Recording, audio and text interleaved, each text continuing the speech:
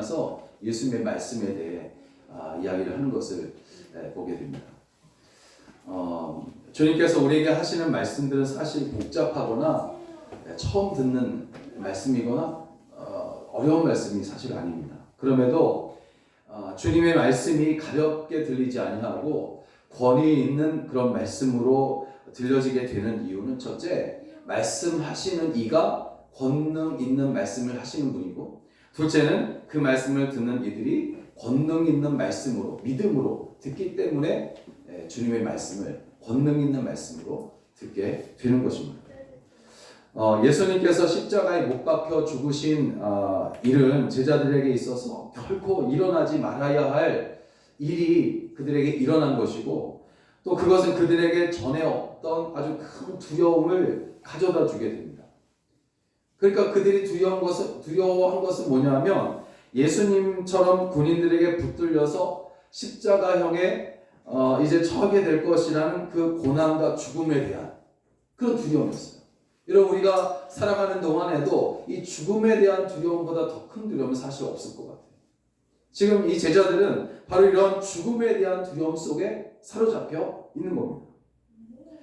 얼마 전까지만 해도 그들은 예수님의 제자라는 이유만으로도 세상에 무서울 것이 없었단 말이에요. 나병 환자가 나음을 얻고, 눈먼 자가 눈을 또 보게 되고, 앉은 뱅이가 걷지 못하던 자가 걷게 되고, 그러니까 그런 것을 보면서 예수님의 제자가 된 것을 아주 큰 영광으로 생각하며 있었단 말이에요.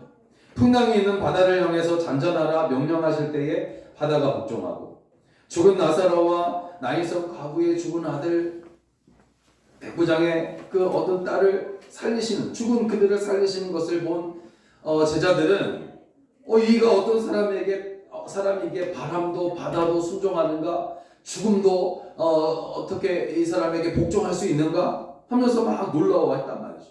그러면서 그들은 예수님 곁에만 있으면 우리 두려울 것 없다, 두려울 거 아무것도 없다, 그렇게 생각을 했을 겁니다. 그런데 그러신 예수님께서 군인들에게 잡혀 순환을 당하시고 결국에는 십자가에 달려 죽으시게 되자 그들의 기대와 영광은 한순간에 사라지고 무너져버리고 대신 두려움이 한꺼번에 그들에게 몰려오게 됩니다. 그럼 기대가 클수록 실망이 더 크다는 그런 말이 있는 것처럼, 예수님을 향한 큰 기대를 가지고 있는 그들에게 예수님의 그 십자가에 죽으시는 모습을 보는 그 순간 그들의 그 두려움, 그런 절망감은 상당히 컸을 것이란 말이에요. 그렇게 이제 그들은 큰 절망 가운데 안식구 첫날 저녁 문을 안쪽에서 걸어 잠그고 숨어 있었단 말입니다. 또 그들을 구원해 주거나 그들을 도울 사람은 하나도 없어요. 그들은 어두운 방 안에서 등불도 없이 밖에서 들려오는 군인들의 발자국 소리에 무서워서 몸을 떨고 있었을 것입니다. 그런데 한참을 그렇게 숨어 있을 때에 누군가가 그들 앞에 갑자기 서 있는 것을 보게 되는 거죠. 처음에는 예수님을 알아볼 수 없었지만 점차 어둠에 익숙해지게 되자 이제 거기 서 계신 그분이 예수님이심을 알아채게 됩니다. 그럼에도 그들은 예수님 분명 죽으셨고 우리가 지금 헛것을 보고 있다, 영인가 보다, 이렇게 이제 생각을 하는 거죠. 그러나 예수님은 허상도 아니고 꿈도 아니었습니다. 예수님처럼 생긴 사람도 아니란 말이에요. 못 박혔던 손과 그리고 창에 찔린 옆구리를 보이시는 예수님을 확인하는 순간 그들은 또다시 충격에 빠지고 맙니다. 돌아가신 예수님은 죽음의 공포로 두려워서 숨어 있을 사랑하는 그런 제자들을 찾아오신 것이에요. 그리고 그들에게 이제 세 가지 말씀을 하시게 됩니다. 예수께서 하신 말씀들이 다 귀하고 중하나 이런 죽음을 이기고 다시 사신 예수께서 제자들에게 하신 말씀은 오늘 위기에 처해 있는 교회들과 또 성도들에게 주시는 그런 말씀으로 힘과 권능의 말씀이 되는 줄로 믿습니다. 오늘 우리 교회가, 그리고 이 땅에 세워진 모든 교회들이, 성도들이 오늘 주님께서, 다시 사신 우리 주님께서 제자들에게 하신 말씀, 특별히 두려워 떨고 있는 제자들에게 하신 이 세 가지 말씀을 우리가 동일하게 들어야 된단 말이에요. 그리고 그 들은 말씀에 우리가 힘을 얻어서 다시 한번 그리스도의 계절을 이루어가야 할 줄로 믿습니다. 첫째는 평강이 있을지어다 그렇게 말씀하셨습니다. 평강이 있을지어다. 여러분 이스라엘 사람들 우리가 잘 알고 있듯이 샬롬 즉 평안하십시오 안녕하십니까 라고 인사를 하게 됩니다. 예수님께서 그러나 두려워하고 있는 제자들에게 하신 이 샬롬은 이렇게 오고 가며 하는 그런 어떤 무난 인사와의 정도가 아니었단 말이에요. 밝은 빛이 어둠을 쫓아내듯이 예수님의 샬롬은 어떤 두려움도 다 쫓아내는 권능 있는 말씀인 줄로 믿습니다. 19절과 21절을 두 번 예수님은 두려워하고 있는 제자들에게 너희에게 평강이 있을지어다. 그렇게 이제 말씀을 하시는 거죠. 두려워하고 있는 그들에게 당장 필요한 말씀이 뭐겠습니까? 두려워 떨고 있는 그들, 밖에서는 유대인들이 그들을 잡으려고 막 이리저리 오고 가고 있는 그 때에 그 두려워 떨고 있었단 말이에요. 문을 안쪽으로 걸어 잠그고 두려운 겁니다. 무서운 거죠. 그렇게 두려워하고 무서워하고 있는 그들에게 당장 필요한 말씀이라면 그게 무슨 말씀이겠어요? 그것은 바로 평강을 주시는 말씀, 평강의 말씀일 겁니다.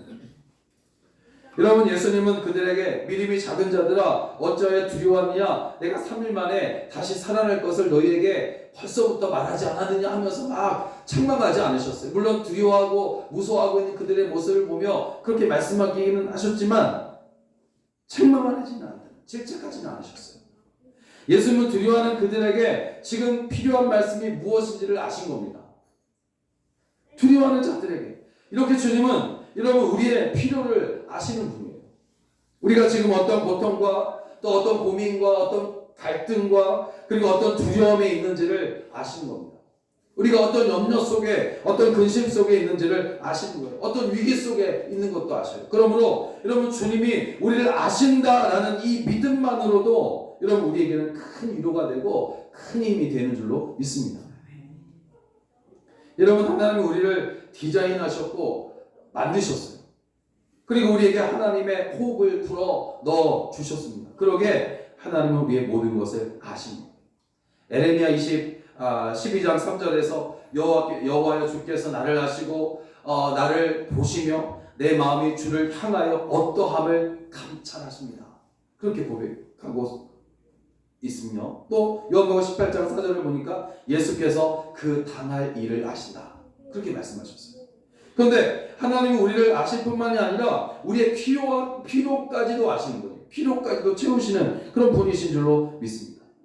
마태복음 6장을 보면 그러므로 염려에 이르기를 무엇을 먹을까 무엇을 마실까 무엇을 입을까 하지 말라. 이는 다 이방인들이 구하는 것이라. 너희 하늘 아버지께서 너희에게 필요한 이 모든 것이 너희에게 필요하다는 것을 아시느니라. 그렇게 말씀하셨어요. 우리를 잘 아시는 하나님이시기에 고난당하며 슬퍼하고 두려워하는 우리에게 무엇이 있어야 할지를 정확히 아십니다. 로뎀나무 밑에 쓰러져 그만 생명을 거두어달라던 엘리야 선지자를 여러분 기억하십니까? 하나님은 그에게 갈멜산에서의 승리를 벌써 내가 잊어버렸느냐? 혼내지 않으시고 하나님의 사자를 보내 먹을 것을 주시면서 너처럼 무상에 엎드리지 않은 나의 사람 7,000명을 내가 남겨두었다. 그래 너는 혼자가 아니다. 이 말은 하지 않았겠지만 하여튼 너는 혼자가 아니다 하는 말씀으로 엘리야를 위로해 주셨어요. 힘을 주셨단 말이에요. 그런데 사도 바울은 어떻게 부르십니까? 눈을 멀게 하셨어요. 그리고 분노가 많았던 요한은 사랑으로 대했더니 그가 사랑의 사도가 되었고 베드로는 그의 자신만만한 성품을 미물인 닭 울음소리에 거꾸로찌게 했어요. 참여하게 하셨고 의심 많은 도마에게는 그 손과 옆구리를 보여주시면서 믿는 자가 되어라 그렇게 말씀하세요. 그래서 저는 도마가 의심이 많다고 해서 그가 믿음이 적은 것이 아니다라는 것을 깨달았습니다. 다만 그가 믿음을 가질 수 있는 방법이 뭐냐? 그것은 자기 손으로 직접 확인하는 것임을 주님이 아셨어요. 그래서 보여주신 거 아닌가라는 생각을 해봅니다. 누구보다도 예수님의 제자들을 잘 아시지 않으셨겠습니까? 그래서 두려워 떨고 있는 그들 가운데 나타나 그 가운데 서셨고 권능 있는 음성으로 그들에게 평강이 있을지어다 두 번 말씀하신 것입니다. 여러분, 부활하셔서 영원히 살아계신 예수님은 지금도 우리에게 평강을 주시는 분이신 줄로 믿습니다. 그래서 우리가 날마다 예수 그리스도의 이름으로 기도할 때에 우리의 마음에 평안이 찾아오는 거고, 주 예수 그리스도의 이름으로 기도할 때 우리에게 필요한 것들이 채워지게 된단 말이에요. 지금 우리에게는 어느 때보다도 주님의 평강이 필요할 때입니다. 여러분, 솔직히 말하면 이 땅에 수많은 교회들이 얼마나 큰 위기 속에 지금 사로잡혀 있냐면, 이러한 때에 주님께서 우리에게 평강이 있을지어다 하신 이 말씀, 우리 교회들과 우리 교회와 우리 성도들이 들어야 된단 말이에요. 듣고서 여러분, 우리가 평강에 있는 평강, 주님께서 주신 이 평강의 마음을 가지고 여러분 세상을 살아가야 할 줄로 믿습니다. 그러므로 주님께서 권능으로 하시는 너희가 평강할지어다 라는 이 음성을 다 듣게 되시기를 주의 이름으로 축원합니다. 두 번째로, 나도 너희를 보낸다, 이렇게 말씀하세요. 나도 너희를 보낸다. 제자들에게 평강을 것을 말씀하신 후에 예수께서 그 다음에 하신 말씀은 아버지께서 나를 보내신 것처럼 나도 너희를 보낼 거다, 보낸다. 그러니 두려움을 이기고 밖으로 나가라, 그 말이에요. 밖으로 나가서 여러분 하나님의 뜻을 이루라는 겁니다. 그런데 여러분, 밖은 예수님의 추종자들을 잡기 위해서 군사들이 돌아다니고 있는 중이에요. 칼과 창을 차고서. 그럼에도 두려워하지 말고 밖으로 나가라, 그렇게 말씀하시고 있어요. 하나님의 뜻을 이루는 일은 여러분 주님 다시 오시는 그날까지 어떤 방해에도 멈추지 말아야 할 것이 바로 하나님의 뜻을 이루는 것 아니겠습니까? 그것은 그 세상 끝날까지 잃어버린 영혼을 찾는 그런 일이고, 또 함께 구원의 자리에 참여케 하는 일이란 말이에요. 바로 여러분, 이 일을 위해서 예수님은 제자들과 우리에게 문을 열고 밖으로 나가라 말씀하신 거예요. 그 밖은 위험한 곳이에요. 늑대가, 이리가 있는 곳이란 말이에요. 그런데 주님께서 문을 열고 밖으로 나가라 하십니다. 여러분, 제자들은 너무 무섭고 두려워서 예수님이 부탁하신 말씀을 사실 기억하지 못했어요. 그래서 평강을 선포하심으로 두려움을 극복하게 먼저 하셨어요. 그런 후에 이제 나도 너희를 보내도라, 이렇게 말씀하신 거예요.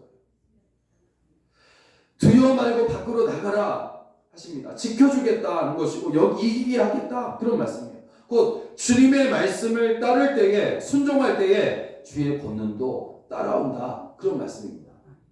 이렇게 주님은 우리에게 해야 할 하나님의 일이 있음을 알려주심으로 모든 두려움을 이기게 하십니다. 두려움은 우리가 어떤 사람인지 잊게 하는 거예요.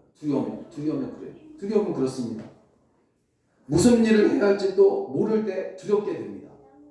때문에 주님은 우리가 누구인지 알려주신 거예요. 그리고 어떤 일을 해야 할지를 가르쳐 주십니다. 그래서 두려움을 극복하게 하십니다. 여러분, 두려워 떨고 있는 제자들을 향해서 평강이 있을지어다 라고 말씀하신 예수님은 아버지께서 나를 보내신 것처럼 나도 너희를 보낸다 하시면서 해야 할 일을 알려주셨어요. 마태복음 28장 20절을 보면 세상 끝날까지 너희와 함께 하겠다, 항상 함께 하겠다, 20절에서 그렇게 말씀하셨지만 19절에서 주님 뭐라고 말씀하시냐면, 그러므로 너희는 가서 모든 민족을 제자로 삼고 아버지와 아들과 성령의 이름으로 세례를 베풀라 하는 말씀이다. 이 말씀이 무슨 말이겠어요? 주님께서 세상 끝날까지 함께 하실 건데, 여러분, 우리는 이 말씀을 가지고 참 은혜를 많이 받습니다. 주님께서 세상 끝날까지 나와 함께 할 거다, 얼마나 힘이 되냔 말이에요.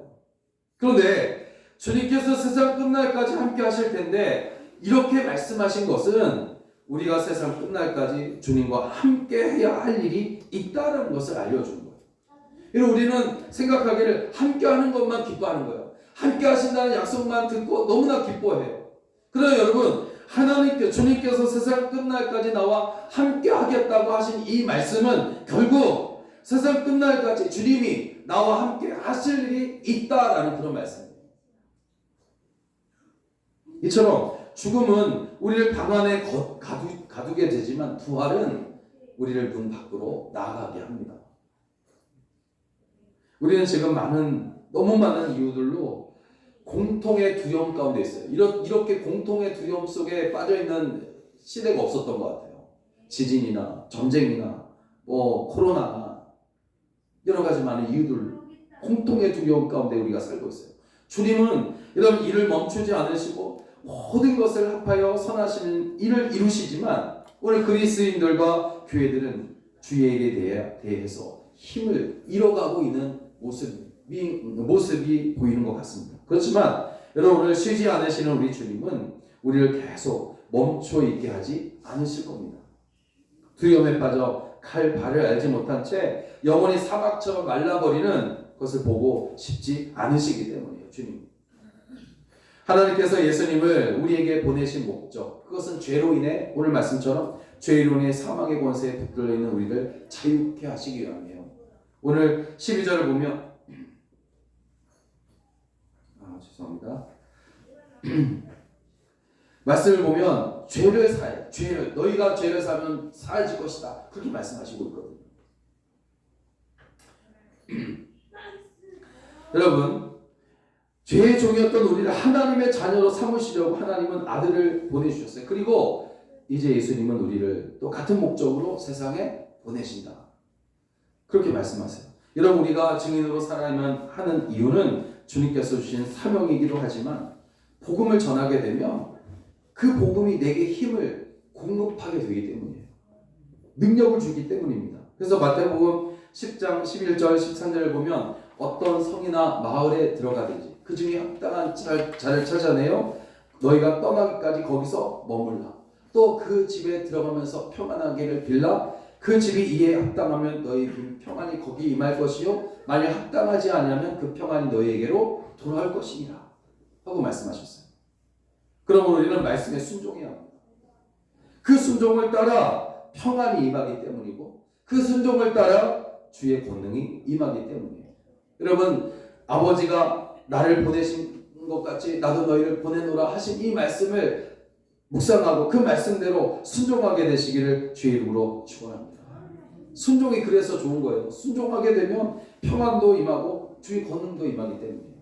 이렇게 순종함으로 힘을 얻어 승리하며 살아가게 되시기를 주의 이름으로 축원합니다. 마지막은 성령을 받으라, 그렇게 말씀하세요. 성령을 받으라. 여러분, 운전을 하고자 하는 사람은 어떻게 합니까? 운전 연습을 충분히 해가지고 면허증도 따고 또 안전하게 운전할 수 있는 능력도 키워야 돼요. 요즘 들어 이제 그 차를 운전하고 보면 초보 운전이 왜 이렇게 많은지 몰라요. 왕초보, 또 무슨 금방 면허도 땄는데 애기도 탔다고 막 이렇게 써 있고, 그죠? 그런 일들이 참 초보 운전 이렇게 붙인 그 차들이 너무 많은 것 같아요. 눈에 너무 잘 들어요. 근데 여러분, 어찌됐든 운전을 하려면 운전 연습을 충분히 해야 된단 말이야. 안전하게 운전할 수 있는 능력을 키워야 되는 겁니다. 취직이나 여러분 사업을 하는 사람은 어때요? 그냥 무작정 뛰어드는 것이 아니야. 동키호테처럼 그렇게 뛰어드는 것이 아니라 충분히 준비하고 계획하고 주변 상권이 어떻고 저는 어떻고 이렇게 준비하고 계획해야 이제 사업도 하고 또 취직도 할 수가 있는 거죠. 세상의 일들이 다 이와 같은데 하나님의 존귀한 일을 하려고 할 때는 어떠하겠느냐 이 말이에요. 하나님의 일은 여러분 생명과 관계된 일입니다. 생명과 죽음에 관계된 일이에요. 그래서 실수가 없어야 할 일이고 힘들다고 중간에 포기할 수도 없는 일이 바로 주의 일이에요. 그렇다고 우리의 작은 재주로 하나님의 일을 성공시킬 수 있는 이것도 아닙니다. 그래서 하나님께서 우리에게 일을 맡기실 때에는 우리로 하여금 충분히 준비하도록 하십니다. 마태복음 28장 18절에 너희는 가서 모든 민족을 제자로 삼으라 하시기 전에 뭐라고 말씀하십니까? 하늘과 땅의 모든 권세를 내게 주셨다. 임하며 라고 말씀하셔요. 그리고 사도행전 1장에 보면 예루살렘과 온 유대와 사마리아와 땅끝까지 이르러 증인이 될 것이라 그렇게 말씀하시기 전에 오직 너희에게 성령이 임하시면 권능을 받으라 그렇게 말씀하세요. 제자들에게 나도 너희를 보내노라 그렇게 말씀하실 때는 아무 준비 없이 빈손으로 보낸다 그렇게 말씀하지 않으셔요. 예수님은 제자들에게 제자들을 세상에 보내시기 위해서 숨을 내쉬며 성령을 받으라 그렇게 말씀하셨어요. 마치 하나님께서 사람을 만드실 때에 그 코에 생기를 불어넣는 그런 장면을 우리가 이제 연상하는 그런 부분입니다. 하나님께서 그 코에 생기를 불어넣어 주시기 전에는 그 움직이지 못하는 육신에 불과한 거예요. 그렇지만 하나님의 호흡이 사람의 몸 전체를 감싸게 되니까 비로소 하나님께서 사랑하시는 사람, 움직이는 사람, 주의 뜻을 이루어가는 사람으로 변화되어지고 새롭게 되어지는 겁니다. 예수님도 제자들에게 숨을 내쉬며 성령을 그들 속에 불어 넣어주셨어요. 그러자 그들도 주님처럼 능력 있는 사람이 되는 겁니다. 문을 열고 밖으로 나가 담대히 외치며 전하는 사람이 되었어요. 예수님이 이러한 성령을 나중에 준다 말씀하지 않으셨어요. 일단 나가라고도 말씀하지 않으십니다. 회복시키시고 사명을 주신 후에 성령의 생기를 내심으로 힘을 공급하시며 나가라 그렇게 말씀하십니다. 여러분, 하나님 우리가 이 세상에서 힘겹게 살고 있는 것을 잘 아십니다. 그 이유는 우리가 가지고 있는 것은 사실 완전하지 않으며 유혹에 쉽게 우리가 넘어지고 죄에 빠지기 쉽기 때문이에요. 그래서 우리가 힘겹게 사는 거예요. 더욱이 우리를 해하려고만 하는 어둠의 세력은 그런 우리를 내버려 두지 않습니다. 틈만 나면 찾아와서 우리의 신앙을 저버리게 하고 우리의 믿음을 약하게 만들어버립니다. 그래서 두려워 떨고 있는 제자들에게 성령을 보내주심으로 문을 열고 밖으로 나가게 하신 것처럼 우리에게도 성령으로 임하셔서 주의 권능으로 살게 하신 겁니다. 예수님은 성령에 이끌려 광야에서 40일을 기도하셨어요. 공생애는 여러분 성령 충만함이 역사하는 그런 시간들이었는데, 성령 충만함은 귀신을 쫓아냈고 성령 충만함은 모든 질병도 다 떠나가게 했습니다. 성령 충만은 죽은 자도 살렸어요. 여러분, 사도들은 성령의 충만함을 받고 각 나라 방언으로 복음을 전하며 죽기까지 충성하는 사람이 되었단 말이에요. 가는 곳마다 또 교회를 세웠어요. 그러니까 여러분, 교회는 주님의 핏값으로 세워진 것이 바로 교회란 말이에요. 그러니까 이런 교회는 절대로 망하지 않는단 말이에요. 주님께서 영원하신 것처럼 교회도 계속해서 새로워지고 계속해서 회복되어지는 그런 역사들이 있어지게 될 줄로 믿습니다. 베드로는 예수를 모른다고 말한 겁쟁이였지만 성령을 충만하게 받은 후에는 누구보다도 담대하게 전도하는 강한 군사가 되었습니다. 그러면 어떻게 우리가 성령 충만함을 받을 수 있을까? 성령은 여러분 세례를 받을 때와 말씀을 들을 때 성령이 임한다 그렇게 말씀을 하시는데, 특별히 사도행전 1장 14절을 보면 마음을 같이하여 전혀 기도에 힘쓰리라 한 것처럼 간절하게 사모하는 마음으로 기도할 때에 하나님께서 성령을 우리에게 부어주신 거예요. 예수께서 제자들에게 성령을 받으라고 말씀하신 것처럼 우리에게도 성령을 주셔서 여러분 능력 있는 증인이 되게 해주신 줄로 믿으시기 바랍니다. 사랑하는 여러분, 예수님께서 제자들에게 하신 권능의 말씀을 여러분 듣게 되시기를 주의 이름으로 축원합니다. 이 말씀은 죽음을 이기시고 부활하신 예수님께서 우리에게 하시는 말씀이에요. 평강이 있을지어다 너희를 보내노라 성령을 받으라. 이 말씀을 여러분 마음에 새겨지고 순종하심으로 능력 있는 하나님의 거룩한 사람이 다 되시기를 주의 이름으로 축원합니다. 여러분, 우리가 이 땅에 살아가는 동안 힘겹게 살고 있고 여러 가지 많은 어려움들 가운데 우리가 살고 있으나 주께서 우리에게 하신 이 말씀들을 기억하고 그 말씀대로 순종하며 살아가게 될 때에 두려울 것 하나 없이 우리도 담대히 나아가 주의 말씀에 순종하며 살아가게 될 줄로 믿습니다. 이러한 힘과 능력을 가지고 살아가는 여러분 다 되시기를 주의 이름으로 다시 한번 간절히 축원합니다. 기도하겠습니다.